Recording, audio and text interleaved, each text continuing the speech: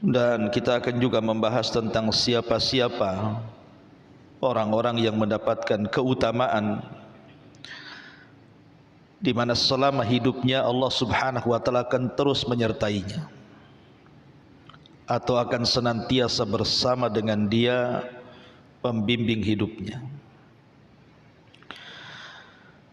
Ma'asyiral muslimin wal muslimat rahimani wa rahimakumullah.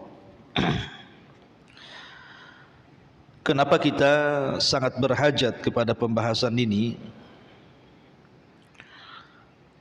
Karena setiap kita pasti menginginkan Allah Subhanahu wa taala menjaga kita, melindungi kita, menolong kita, memberikan semua hajat-hajat kita, memberikan taufik dan hidayah kepada kita. Itulah keinginan kita di dunia. Dan orang-orang yang ditinggalkan Allah Subhanahu wa taala, maka kehidupan mereka akan bahaya, karena jauh daripada inayah ataupun taufik dari Allah Subhanahu wa taala. Tapi orang-orang yang Allah Subhanahu wa taala bersama mereka, maka mereka akan mendapatkan keutamaan yang besar. Sebelum saya menjelaskan siapa-siapa orang-orang yang mendapatkan keutamaan akan terus bersama Allah Subhanahu wa taala dalam hidupnya, kita akan menjelaskan tentang makna daripada kebersamaan Allah itu seperti apa. Ma'asyiral muslimin wal muslimat rahimani wa rahimakumullah. Para ulama menjelaskan bahwa ketika membagi tentang masalah ma'iyatullah, kebersamaan Allah dengan hambanya, itu ada 3 macam. Pertama, kebersamaan Allah Subhanahu wa taala dengan hambanya yang bersifat umum, artinya mencakup semua manusia, tidak mukmin, tidak kafir. Yang kedua, kebersamaan Allah Subhanahu wa taala dengan hambanya yang bersifat khusus, dan itu hanya diberikan kepada orang-orang yang beriman, yang memiliki sifat-sifat yang nanti saya akan jelaskan. Kemudian yang ketiga, kebersamaan Allah Subhanahu wa taala dengan orang-orang tertentu,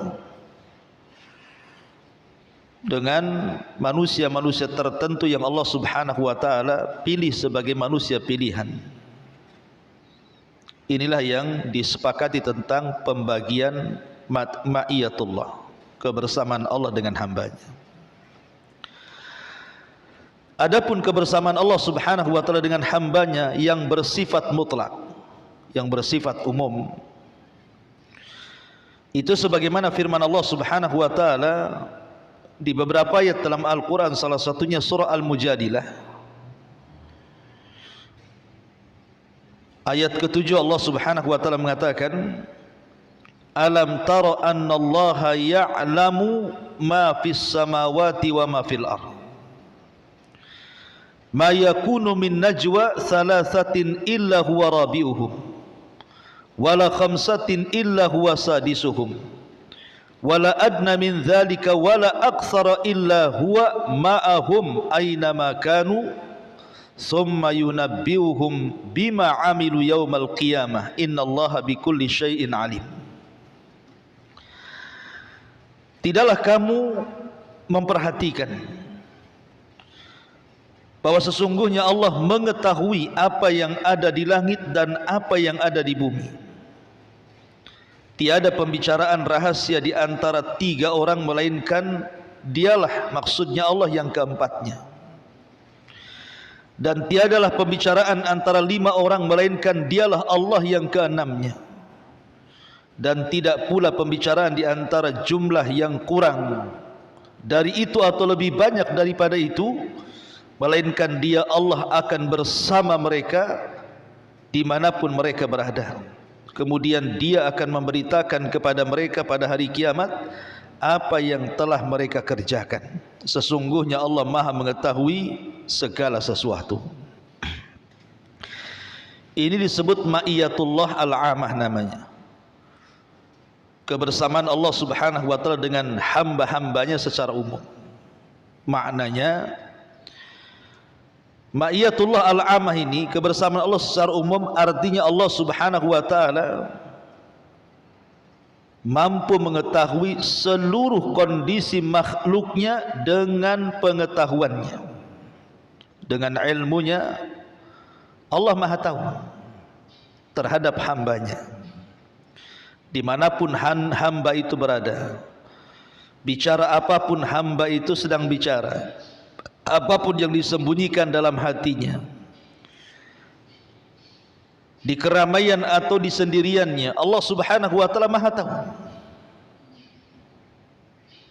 Dan juga Allah Subhanahu wa taala memiliki pencatat yang Allah katakan, ma yalfidu min qaulin illa ladaihi raqibun atid.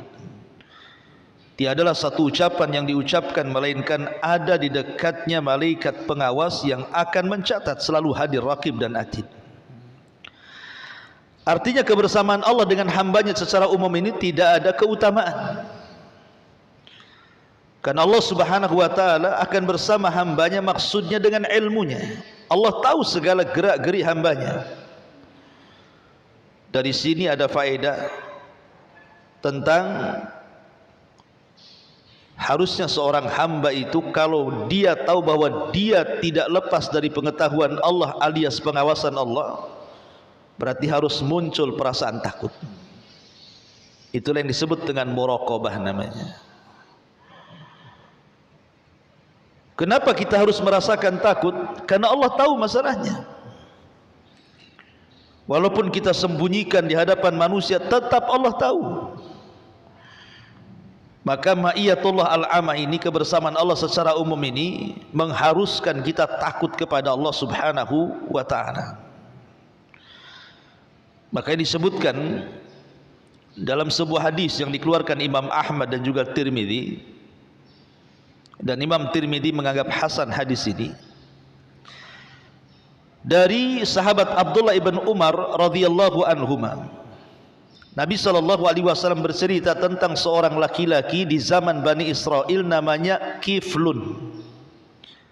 Ada di zaman Bani Israel itu seorang laki-laki namanya Kiflun.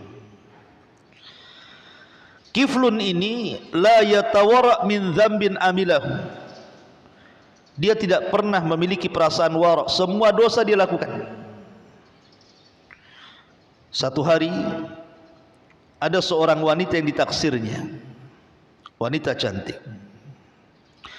Fa'atathu imra'atun fa'a'taha sittina dinara ala an yataha. Wanita cantik ini wanita perawan. Dia datang kepada Kiflun hendak meminjam uang, tetapi Kiflun ini mengatakan boleh. Bahkan bukan hanya sekedar ku pinjamkan, ku kasih juga kau uang sebanyak sittina dinar, 60 dinar. Syaratnya kau harus berzina dengan aku. Karena memang wanita ini sangat berhajat dengan uang tadi, karena mendesak sebuah kebutuhan, akhirnya dia mau. Maka kata Nabi SAW, falamma qa'ada minha maq'adar rajuli min imra'atihi ir'addat wa bakat. Ketika hampir-hampir keduanya melakukan perzinahan, tiba-tiba wanita itu ketakutan dan menangis. Maka Kiflun mengatakan, ma yubkik, apa yang membuat anda menangis?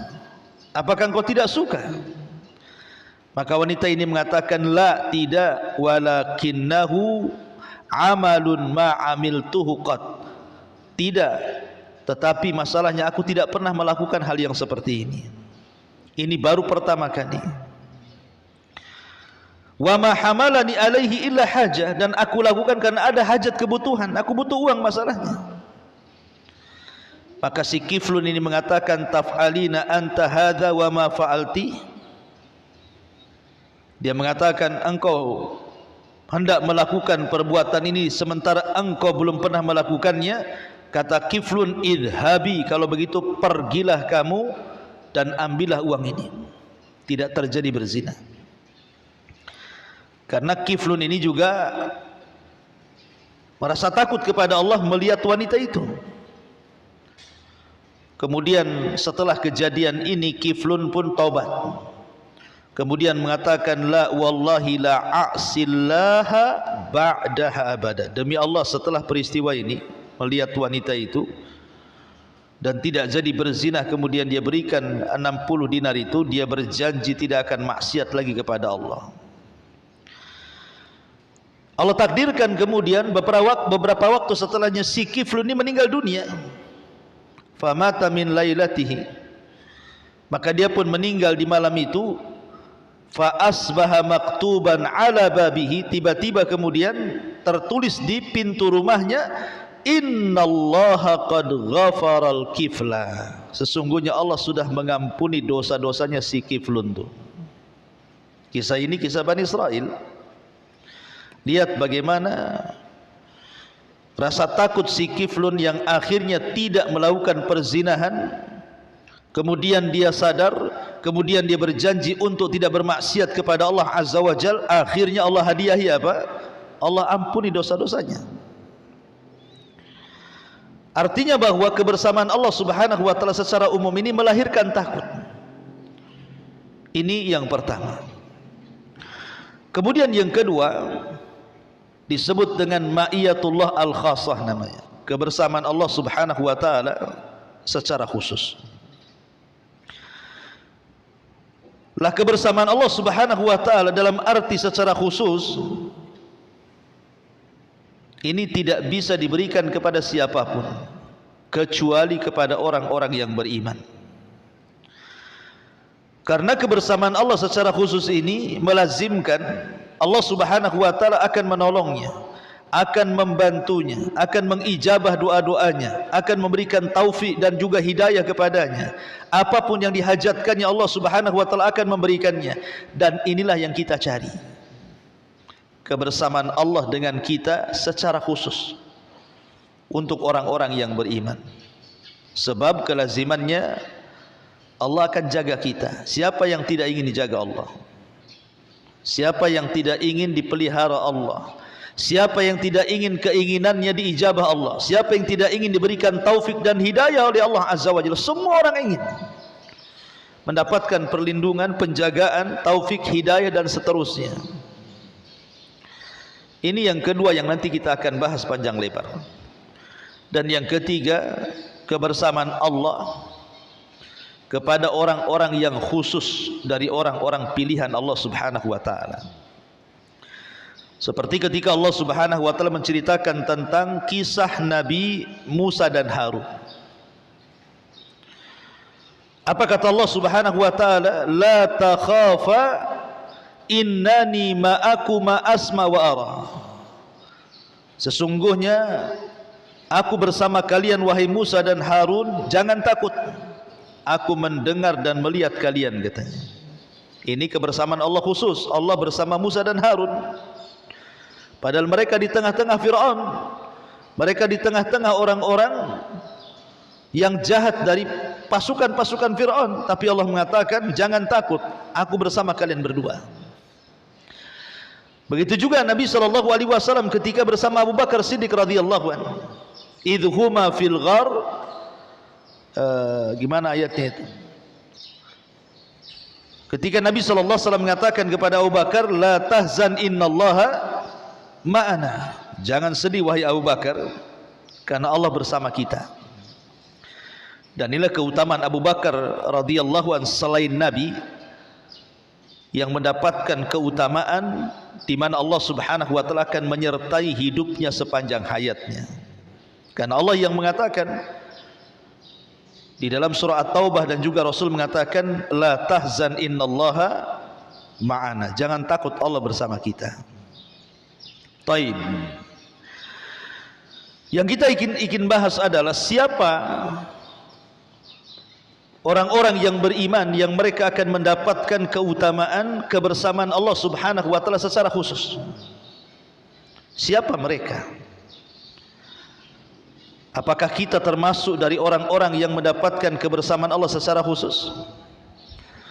Karena keutamanya besar, Bu. Kalau kita mendapatkan kebersamaan Allah secara khusus, maka tadi saya katakan kita akan ditolong, kita akan dijaga, semua hajat kita akan dipenuhi, kita akan diberikan taufik dan hidayah, dan begitu seterusnya. Ma'asyiral muslimat yang dimuliakan Allah Subhanahu wa taala, yang pertama, orang-orang yang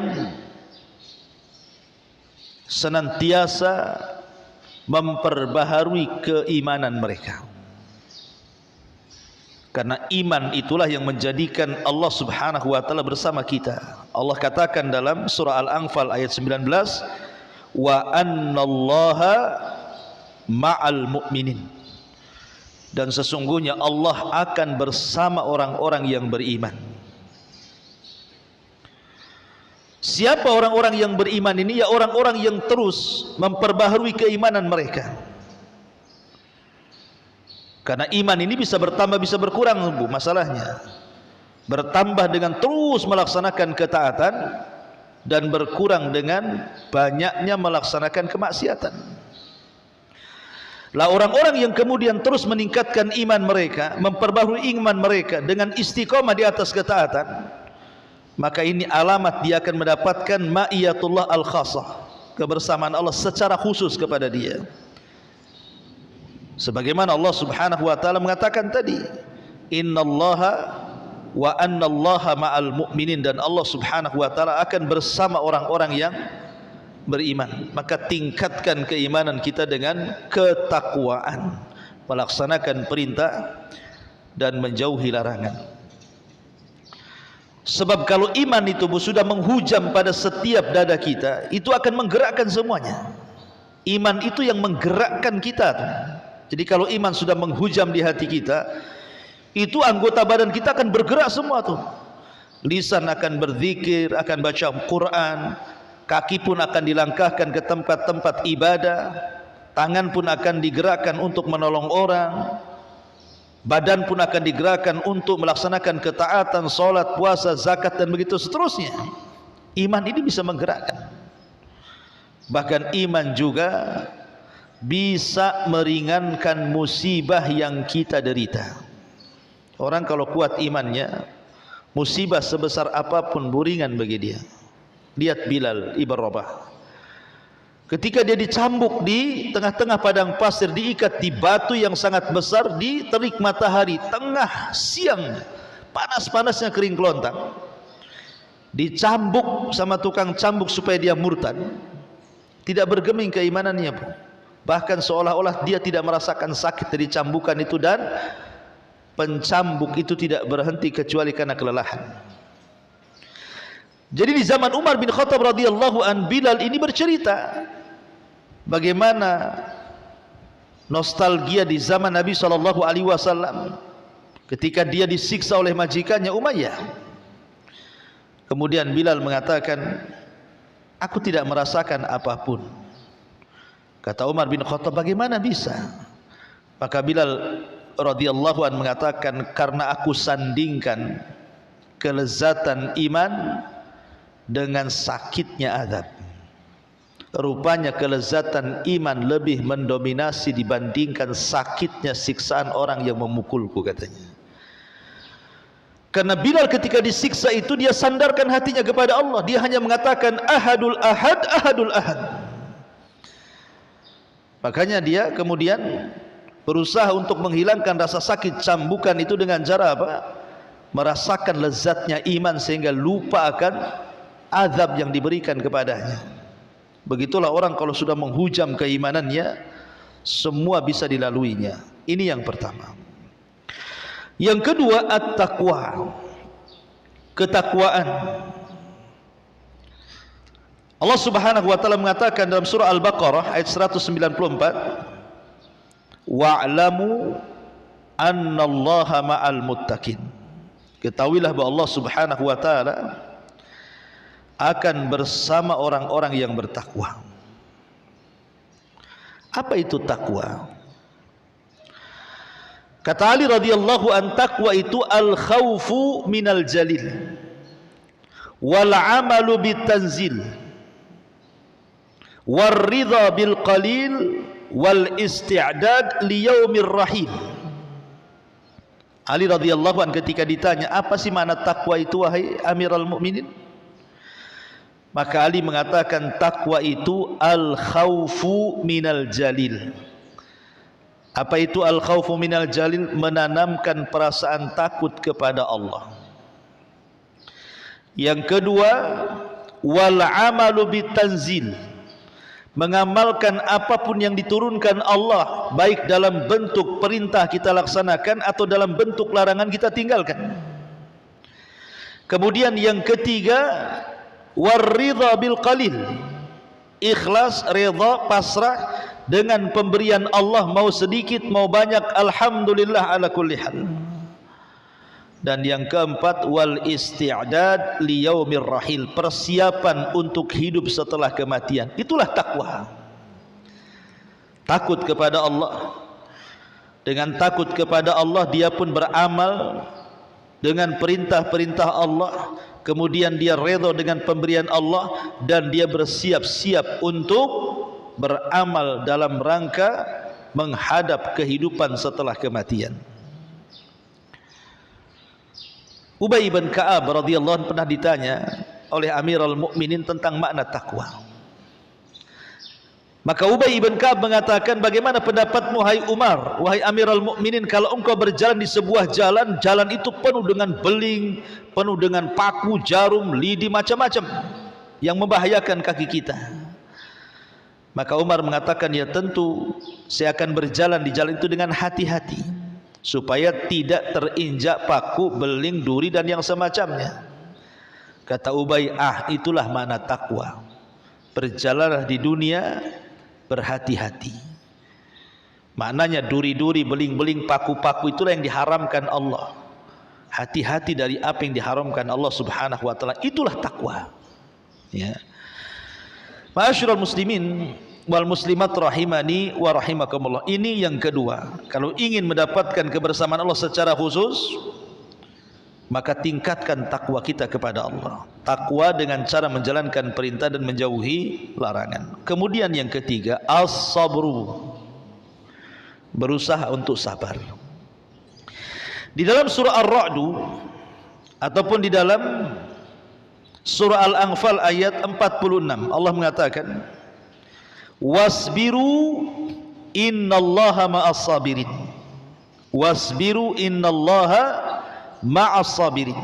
Bersabarlah kalian, sesungguhnya Allah bersama orang-orang yang sabar. Lihat di sini Allah katakan Allah akan bersama siapa? Orang-orang yang sabar. Jadi kalau kita ingin mendapatkan ma'iyatullah al-khasah, kebersamaan Allah secara khusus kepada kita, maka selain beriman, bertakwa, bersabar. Dan sabar itu ada 3 jenis. Ada as-sabru fit ta'ah, ada as-sabru 'alal ma'siyah, ada as-sabru fi aqdarillahi wa qada'i. Kata ulama mengatakan bahwa sabar itu ada 3. Pertama, sabar ketika melaksanakan ketaatan. Karena kalau kita tidak sabar ketika melaksanakan ketaatan, tidak mungkin kita beribadah. Ketika kita sholat ya harus sabar. Kalau tidak sabar nggak sholat kita jadinya. Ketika kita berpuasa harus sabar. Kalau tidak sabar berbuka nantinya. Kalau kita ibadah apapun tidak sabar itu tidak akan lama ibadahnya. Makanya bersabar. Allah Subhanahu wa taala mengatakan wasta'inu bis sabri was shalah. Dan bersabar ketika melaksanakan ketaatan itu perlu mujahadah, perlu kesungguhan, tidak bisa malas. Kemudian yang kedua, bersabar ketika meninggalkan maksiat. Ketika ada orang berzina, kita sabar tidak berzina. Ketika ada orang bergibah, kita sabar untuk tidak ikut bergibah. Ketika ada orang namimah, kita bersabar untuk tidak ikut namimah. Ketika ada orang mencuri, sabar untuk tidak mencuri. Ketika ada orang berbuat maksiat, sabar untuk tidak melakukan maksiat. Sabar. Jangan sampai kemudian bermaksiat karena melihat orang maksiat. Ini tingkatan yang kedua. Tingkatan yang ketiga, inilah yang banyak di masyarakat. Kalau istilah sabar diitlakkan sabar biasanya yang ketiga nih. Sabar dalam menghadapi qada dan qadar. Sabar dalam menghadapi takdir Allah Azza wa Jalla. Karena orang-orang dengan takdir Allah Azza wa Jalla, terutama dengan musibah yang Allah Subhanahu wa taala timpakan kepada kita, itu kan macam-macam orang menghadapi musibah itu kan. Ada orang menghadapi musibah itu dia bisa sabar. Bisa sabar, bisa ikhlas, bisa redha, bisa bersyukur, maka inilah setinggi-tingginya tingkatan kesabaran dalam menghadapi musibah. Kalau dia bisa sabar, bisa ikhlas, bisa redha, dan bisa bersyukur, maka ini setinggi-tingginya kesabaran ketika menghadapi musibah. Karena ada kelompok yang kedua, dia bisa sabar, Bu. Dia bisa sabar, tapi dia belum tentu redha. Sabar tapi belum tentu redha. Jadi ketika ditimpa musibah itu memang lisannya diam-diam saja. Sabar, dia berusaha untuk sabar, tidak ngomong macam-macam. Ya, tapi sebenarnya tidak redha. Bukti tidak redhonya itu kalau seandainya kemudian suruh cerita pula dia musibahnya.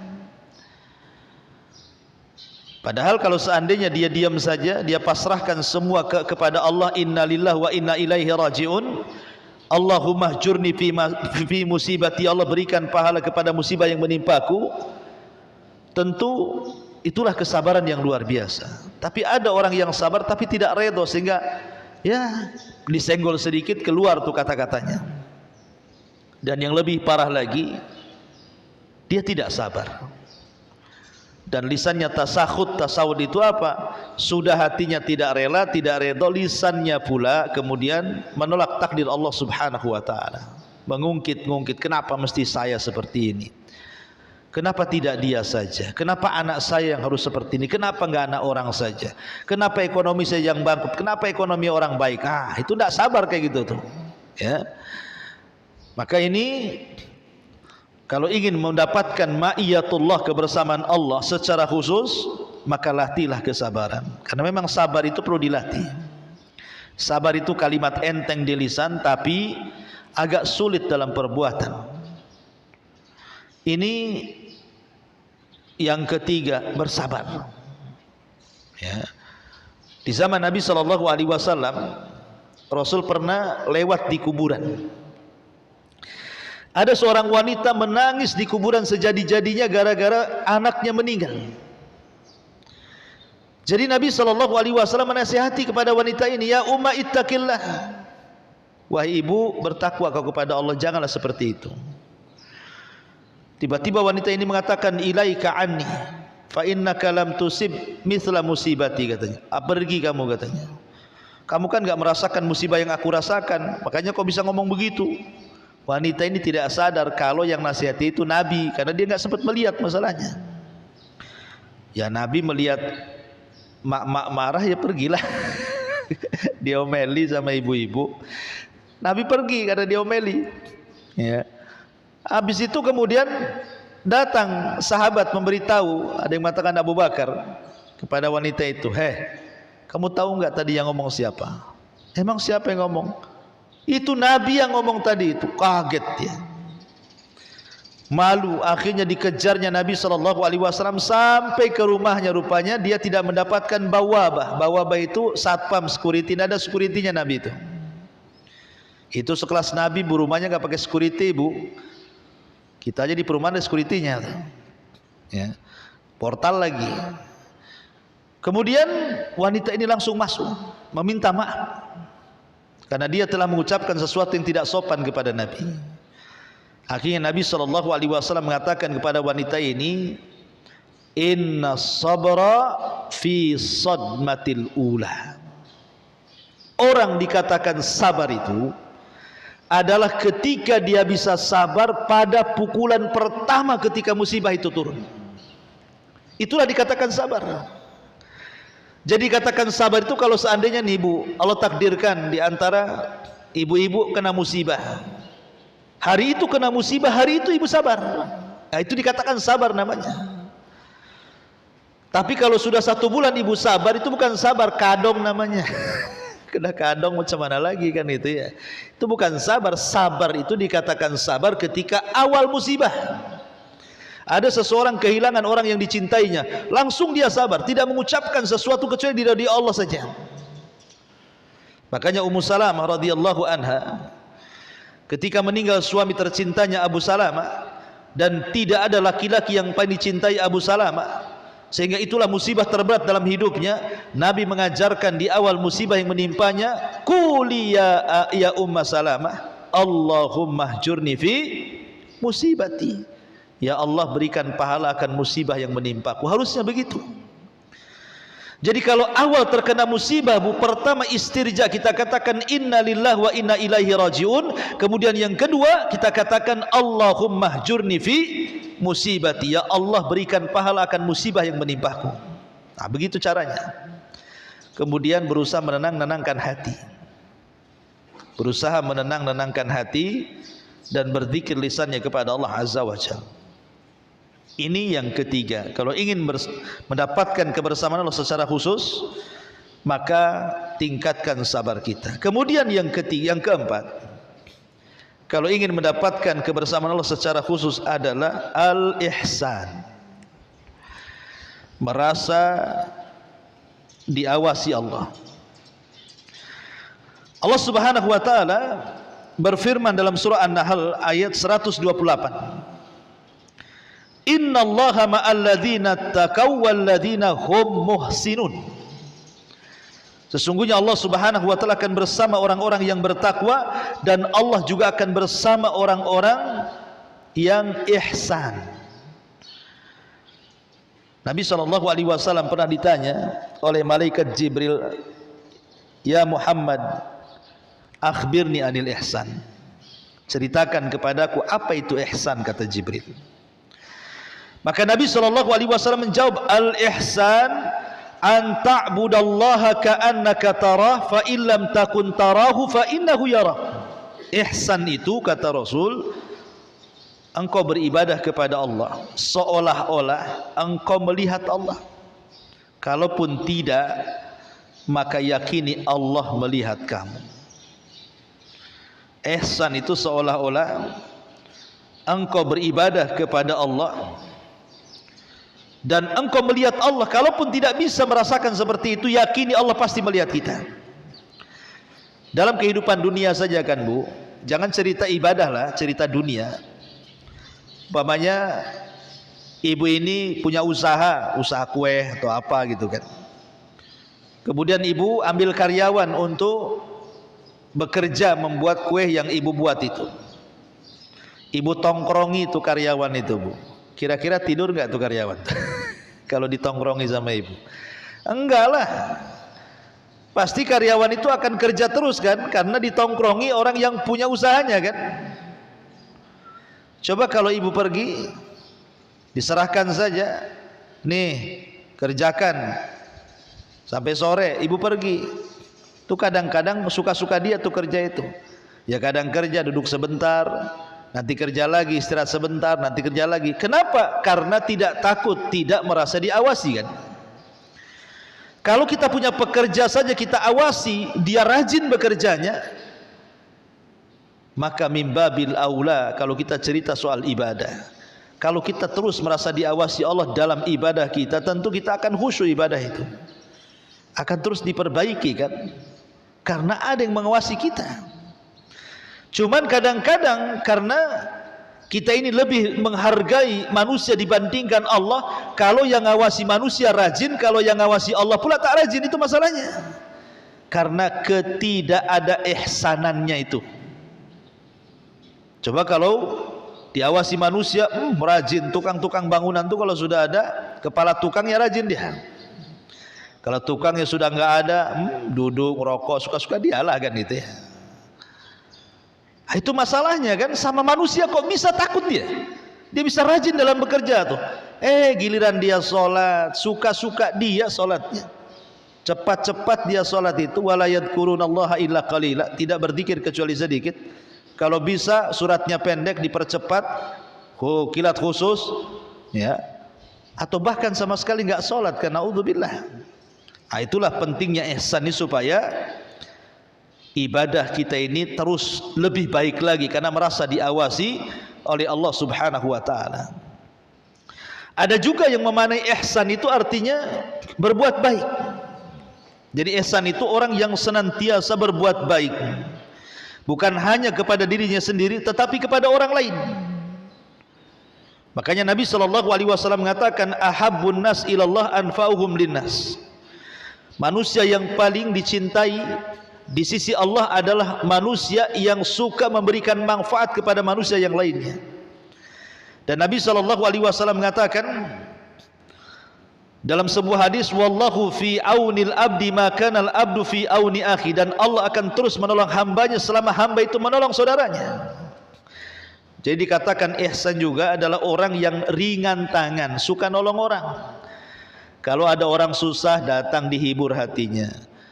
Terkadang dibantu mungkin oleh dia makanannya, minumannya, tenaganya, waktunya, dan begitu seterusnya. Itu juga disebut ihsan, ya. Ini yang keempat. Yang kelima, sebab mendapatkan ma'iyah Allah secara khusus adalah iltizam bi faraidillahi azza wa jal wa taqarrub ilaihi bi nawafilihi. Tidak meninggalkan yang wajib kemudian menambah dengan ibadah-ibadah sunnah. Nabi SAW bersabda dalam sebuah hadis yang dicantumkan oleh Al-Bukhari dalam sahihnya, wa ma taqarraba ilayya 'abdi bi syai'in ahabba ilayya mimma aftaradtu alaihi wa ma yazalu 'abdi yataqarrabu ilayya bin nawafil hatta uhibbahu fa idza ahbabtuhu kuntu sam'ahu alladhi yasma'u bi wa basarahu alladhi yubsiru bi wa yadahu allati yabtishu bi biha wa rijlahu allati yamshi biha wa in sa'alani la u'tiyannahu wa la in ista'adzani la u'idhanna. Allah berfirman dalam hadis kursi, tidaklah seorang hamba mendekatkan diri dengan sesuatu yang aku wajibkan kepadaku kecuali aku akan mencintainya. Dan ketika hamba itu terus mendekatkan diri kepadaku dengan yang sunnah-sunnah, maka aku akan tambah kecintaanku kepadanya. Aku akan menjadi pendengaran yang ia mendengar dengannya. Aku menjadi penglihatan yang ia melihat dengannya. Aku akan jadi tangan yang ia bergerak dengannya. Aku akan jadi kaki yang ia bergerak dengannya. Dan kalau dia meminta, aku akan beri. Dan kalau dia berlindung kepadaku, pasti kulindungi dia. Jadi orang-orang yang senantiasa berkecimpung melaksanakan yang wajib dan juga menambah dengan yang sunnah adalah sebab terbesar kita mendapatkan ma'iyatullah al-khassas, kebersamaan Allah secara khusus kepada kita. Dan sebagai balasannya adalah wa in sa'alani la u'tiyannahu wa la ista'adzani la u'idhannahu. Kalau dia meminta, pasti ku kasih pemberiannya. Kalau dia meminta perlindungan, pasti ku lindungi dia. Subhanallah. Ya, ini yang kelima dan yang terakhir, karena hujan juga ini udah mulai gelap nih, adalah memperbanyak zikir. Memperbanyak zikir kepada Allah Azza wa Jalla. Disebutkan dalam Sahihaini, di mana Allah Subhanahu wa taala berfirman dalam hadis kursi, ana inda dhanni abdi bi wa ana ma'ahu hina yadhkuruni fa in dzakarani fi nafsihi dzakartuhu fi nafsi wa in dzakarani fi mala'in dzakartuhu fi mala'in khairi minhu. Saya akan bersama prasangka hambaku, kata Allah, dan saya akan bersamanya ketika dia terus berzikir kepadaku. Kalau dia berzikir kepadaku dalam kesendiriannya, maka aku akan sebut dalam diriku. Tapi kalau dia berzikir di tengah-tengah halayak orang ramai, aku pun akan memuja-muji dia di hadapan makhluk di langit sana yang jauh lebih baik dibandingkan zikirnya kepadaku. Lihat. Jadi kalau ibu ini zikir di keramaian, umpamanya ibu lagi lagi duduk-duduk sama orang, atau lagi jalan, atau lagi duduk di halte bus, atau lagi dalam bus, atau dalam kereta, dalam pesawat, atau di pasar, pokoknya di tengah-tengah keramaian lah. Lisan ibu itu masih juga mengucapkan subhanallah, alhamdulillah, wa la ilaha illallah, Allahu akbar. Pokoknya berzikir lisannya. Maka Allah janji, kalau hambaku menyebut-nyebut aku di tengah keramaian, ketika orang ramai, orang diam, kita berzikir, apa kata Allah? Zakartuhu fi mala'in khairi minhu. Maka aku akan menyebut dia di tengah-tengah keramaian para malaikat. Dipujinya kita di langit, di hadapan para malaikat, si fulan sedang berzikir kepada aku. Subhanallah.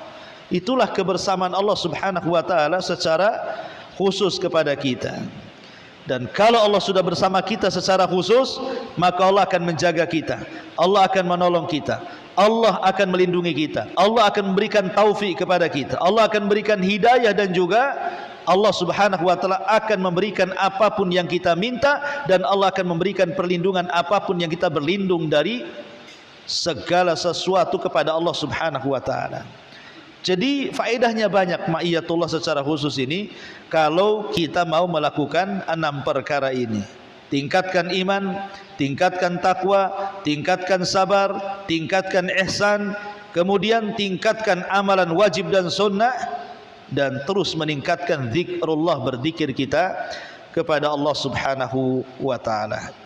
Wallahu a'lam bishawab. Ini di antara 6 sifat yang mengantarkan kita kepada ma'iyatullahi azza wa jalla. Taib. Kalau ada yang bertanya silakan. Kalau enggak kita tutup.